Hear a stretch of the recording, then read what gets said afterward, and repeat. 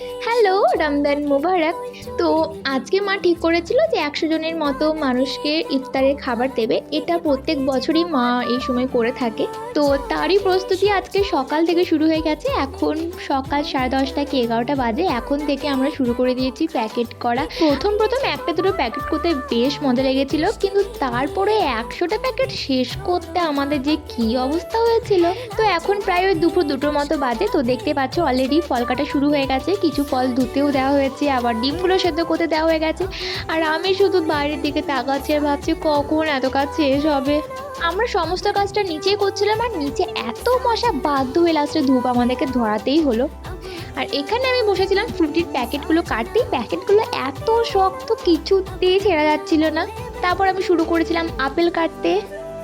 তো এই যে আমাদের মোটামুটি সব ফল টল কাটা শেষের পথে, এবার শুধু প্যাকিং করে দিলেই ব্যাস, কাম খাতাম।